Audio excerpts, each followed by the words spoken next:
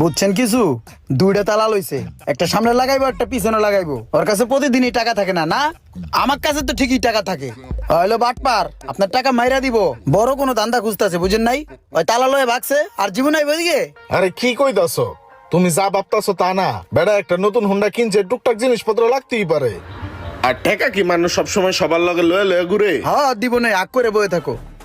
দিয়া দিব। তোমার ব্যবসা যাবো চাঙ্গে, ব্যবসা বুঝে না, ব্যবসা করতে আইছে। ভাই এই যে আপনার আগে 3000 টাকা, হ্যাঁ রাখেন। আর থ্যাংক ইউ ভাই উপকার করার জন্য। হ্যালো,